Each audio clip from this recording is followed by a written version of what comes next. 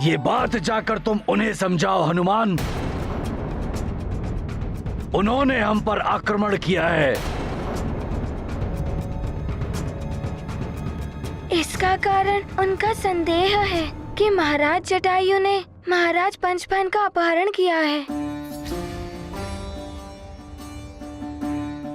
यदि आपकी अनुमति हो तो उनके प्रतिनिधि स्वयं यहाँ आकर देख लें कि नागराज पंचफन यहाँ नहीं है, तो उनका संदेह दूर हो जाएगा। तब कोई भी युद्ध का कारण शेष नहीं रहेगा।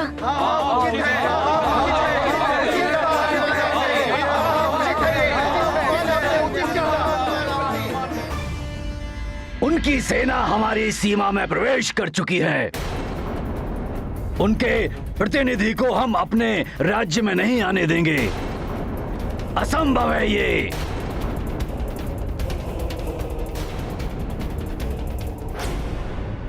महाराज जटायु, नागों को संदेह है कि आपने नागराज पंचफन का अपहरण किया है।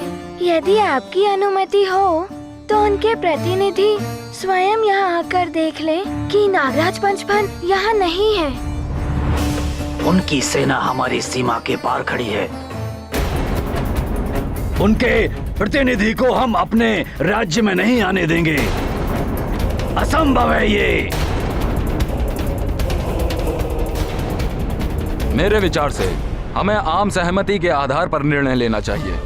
महाराज, राज्य की सुरक्षा सुनिश्चित करने का सेनापति को अधिकार होता है। इसमें आम सहमति की कोई आवश्यकता नहीं है। वाह चित्रकेतु जी, अपनी सुविधा अनुसार कभी आप आम समिति की बात करते हैं तो कभी राजभक्ति की, परंतु अब ऐसा नहीं होगा। परिस्थिति चाहे जैसी भी हो, पर नियम एक ही रहेंगे। इस निर्णय को लेने का अधिकार हम गरुड़ राज के सभी नागरिकों के पास होगा। मुझे हनुमान पर विश्वास है। मैं हनुमान के प्रस्ताव से सहमत हूँ। मैं भी हनुमान से सहमत हूँ।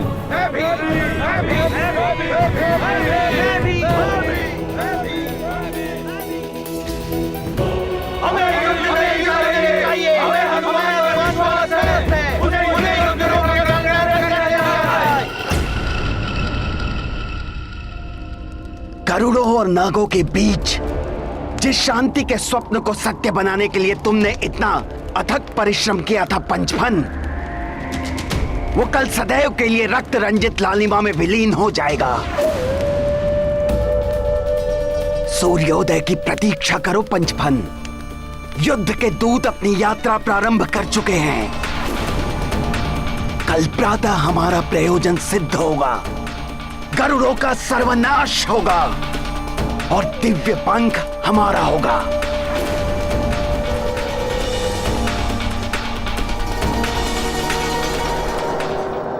गरुड़ और नाग एक ही वंश की उत्पत्ति है मेघासुर। यह युद्ध अनावश्यक है। एक ही वंश की उत्पत्ति है तो सदैव हमारे साथ भेदभाव क्यों किया जाता है? सागर मंथन से प्राप्त हुए अमूल्य रत्नों से हमें क्यों वंचित रखा गया? थोड़े से विष के अतिरिक्त क्या प्राप्त हुआ हमें?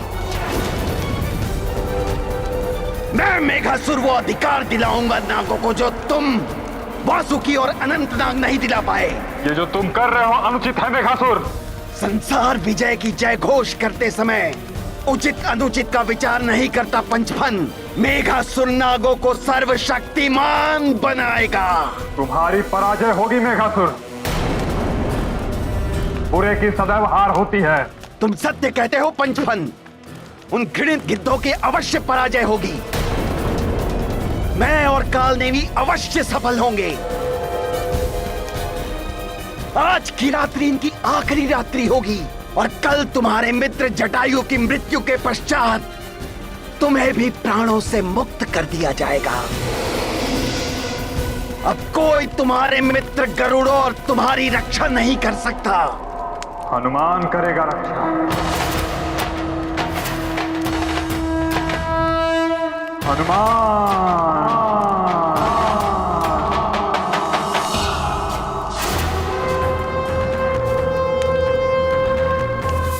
हनुमान को सफलता नहीं मिलेगी। गरुड़ों का संहार होगा। मृत्यु के पूर्व वो यही चित्कार लगाएंगे, चीख चीख कर प्रलाप करेंगे, हनुमान ने हमारे साथ विश्वासघात किया है, हनुमान ने हमारे साथ विश्वासघात किया है।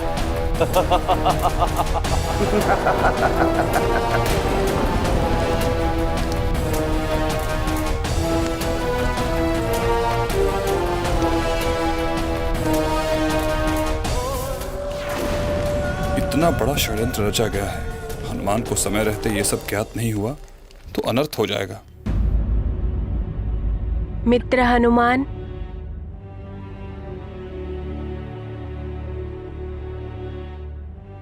मित्र हनुमान, अब ऐसा प्रतीत हो रहा है कि ये युद्ध टल जाएगा।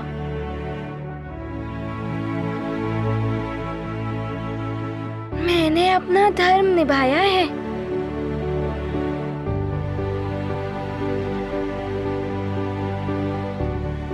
हनुमान,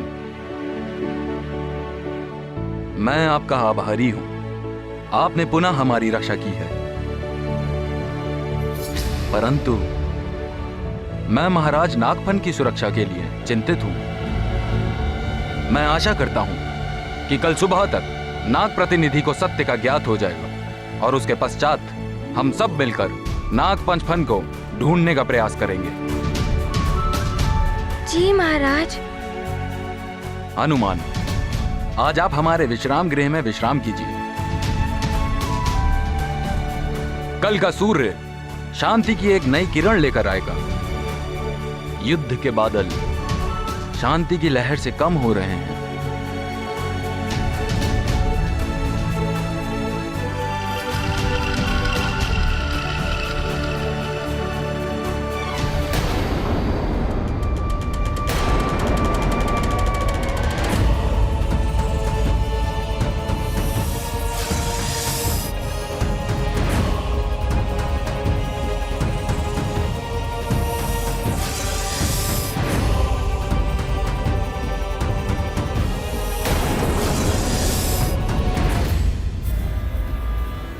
सुग्रीव, केसरी ने हमारे निमंत्रण का कोई उत्तर नहीं दिया।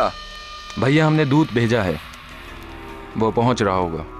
मैं चाहता हूं कि केसरी को यह ज्ञात हो जाए कि महानतम वाली अब किष्किंधा के महाराज बन गए हैं। किंतु भैया, ये किंतु परंतु त्रस्त आ गया हूं मैं इस किंतु परंतु से। यदि केसरी ने स्वयं यहां आकर मेरा अभिनंदन नहीं किया तो मैं ये बलपूर्वक भी कर सकता हूं। इस सभा में भाग लेने के लिए आप सब आमंत्रित हैं। महाराज वाली,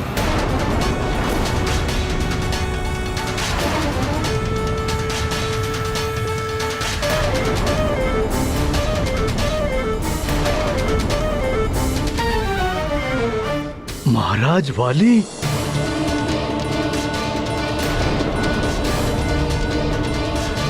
दूत, शीघ्र बताओ, मित्र ऋक्षराज सकुशल तो हैं?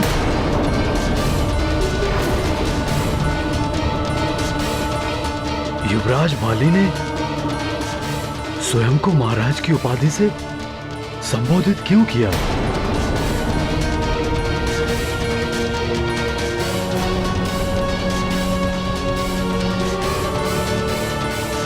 महाराज केसरी।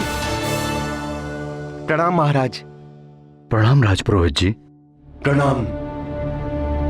महाराज केसरी जी, किष्किंधा में दुर्भाग्यपूर्ण घटना घटित हुई है।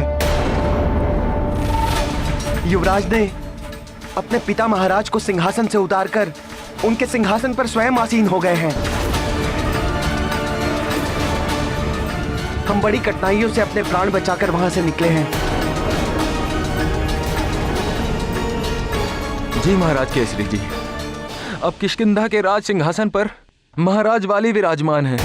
उन्होंने वन के समस्त राजाओं की सभा का आयोजन किया है। उसके लिए आपको भी सादर आमंत्रित किया है। युवराज वाली से कहना मैं उनके आमंत्रण पर विचार करूंगा और उस पर अपनी सहमति अथवा असहमति से अवगत करवा दूंगा। ठीक है महाराज।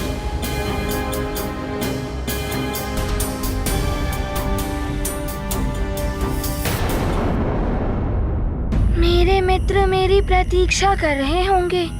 यदि शीघ्र ही ये युद्ध रुक गया तो मैं शीघ्र ही सुमेरु लौट जाऊंगा और अपने मित्रों से मिलूंगा। तुम भी मेरे साथ चलना। मैं अवश्य चलूंगा भैया हनुमान।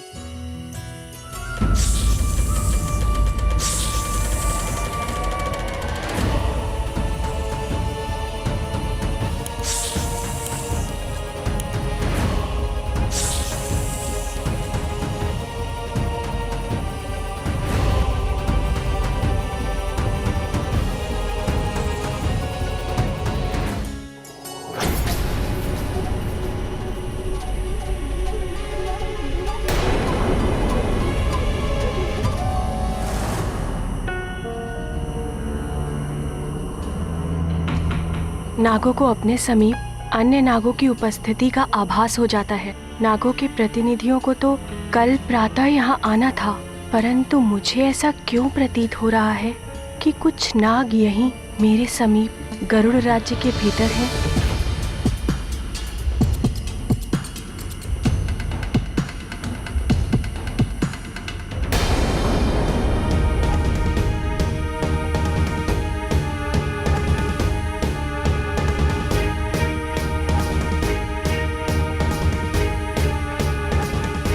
कितनी कठिनाइयों से मित्र हनुमान ने शांति प्रस्थापित की है।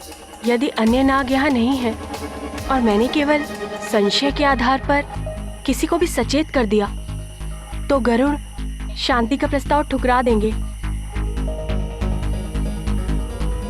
नहीं, मैं किसी को कुछ नहीं बताऊंगा। मुझे स्वयं जाकर देखना चाहिए। यदि अन्य नाग यहाँ हैं तो मुझे उन्हें अनुरोध कर यहाँ से लौटाना होगा।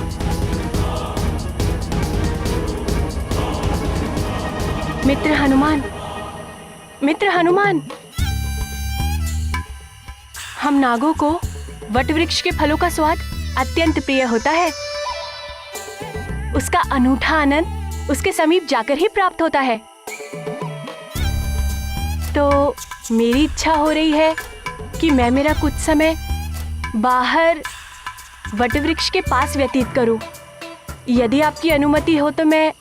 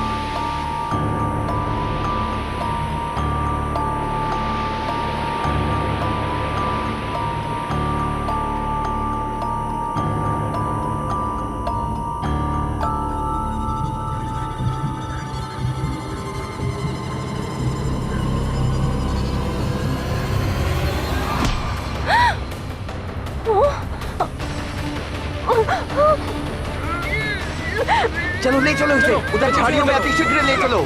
चलो।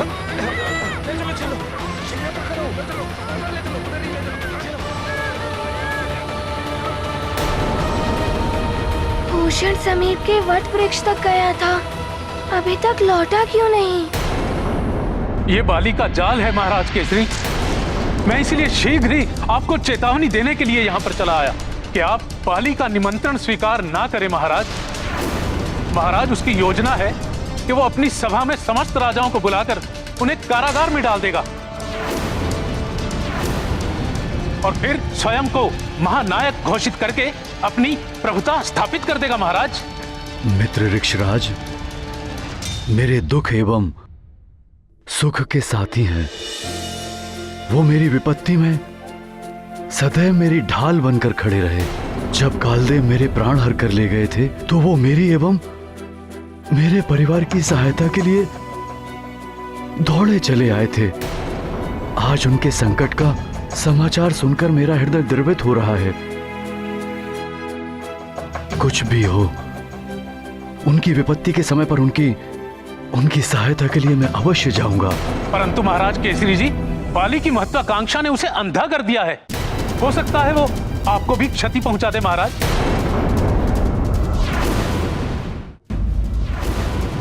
महाराज बाली मेरे पुत्र के समान है। वो स्वयं मेरे पुत्र हनुमान के समान है। यदि पुत्र मार्ग भटक जाए तो उसे उचित अनुचित पथ का ज्ञात कराना हमारा कर्तव्य है। वो अवश्य मान जाएगा।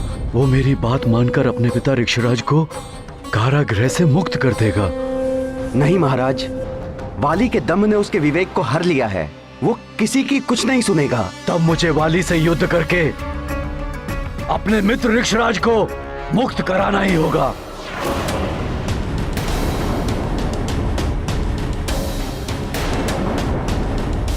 नहीं स्वामी, आप जानकर संकट के मुख में प्रवेश मत कीजिए। हनुमान भी गरुड़ राज्य गया हुआ है। आपको हनुमान के लौट कर आने की प्रतीक्षा करनी चाहिए। तब तक बहुत देर हो जाएगी अंजना। हनुमान के लौटने पर उसे किष्किंधा भेज देना। मेरे मित्र ऋक्षराज और उसके दोनों पुत्र वाली और सुग्रीव पर भयंकर संकट छाया हुआ है। वाली में अनेकों सद्गुण हैं। वो अवश्य किसी के दुष्प्रभाव से प्रभावित है। मैंने विलंब किया तो न जाने वहां क्या अनर्थ हो जाएगा। तुम चिंता मत करो, मुझे विश्वास है वाली मेरी बात मान जाएगा। किष्किंधा के लिए मेरे प्रस्थान की शीघ्र व्यवस्था की जाए।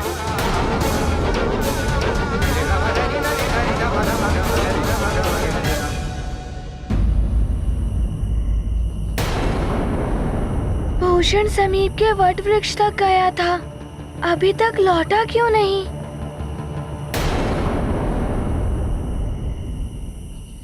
हनुमान भैया, मैंने एक भयावह दुस्वप्न देखा।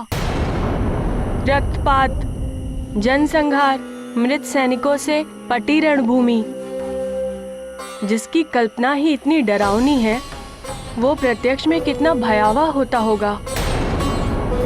नागों और गरुड़ों का युद्ध टल जाएगा ना?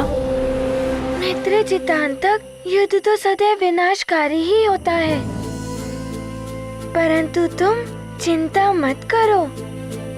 हमने अथक परिश्रम करके शांति के जो बीज बोए हैं वो अवश्य अंकुरित होंगे।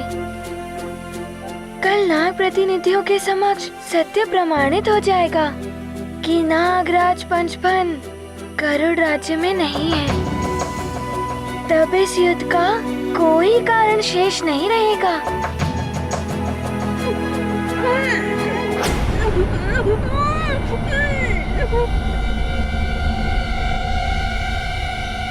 ये कैसी ध्वनि थी? तुम्हें नहीं सुनाई दी? नहीं तो, मुझे तो कुछ सुनाई नहीं दिया। ये ध्वनि मेरा भ्रम था या किसी भावी अनिष्ट का संकेत?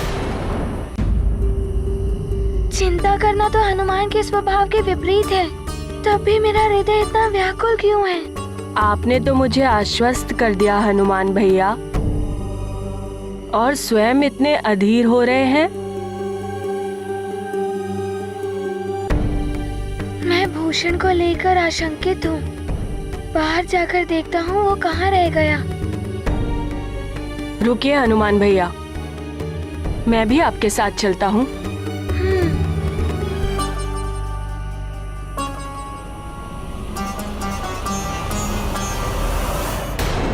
सुग्रीव, क्या किसी राजा ने मेरा निमंत्रण स्वीकार किया? अभी हमें किसी का उत्तर प्राप्त नहीं हुआ है। इसका अर्थ ये तो नहीं कि वो मेरे महानतम वाली महाराज वाली के आदेश की अवमानना करेंगे। कोई बात नहीं, वे स्वेच्छा से नहीं आएंगे तो महानतम वाली उन्हें बलपूर्वक यहाँ ले आएगा। मित्रभूषण, कहाँ हो तुम? भूषण, कहाँ हो? मित्रभूषण, तुम कहाँ हो? किधर हो तुम? भूषण, जल्दी नीचे और आ रहा है, चलो इसे कहीं और छुपा दे। मित्रभूषण, कहाँ हो तुम? किधर हो तुम? मित्रभूषण, भूषण,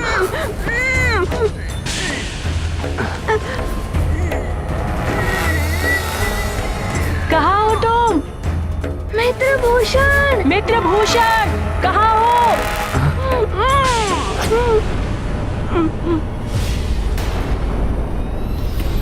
भैया हनुमान, आपको ये ध्वनि सुनाई दी? नहीं तो? हाँ, संभव हो सकता है कि भूषण हो। मित्रभूषण, मित्रभूषण, हम तुम्हें ढूंढ रहे हैं। कहाँ हो? वो देखिए हनुमान भैया, वो आकृति। वो तो तुम्हारे मन का भय है, बस झाड़ियाँ ही तो हिल रही हैं। चलो जाकर देखते हैं।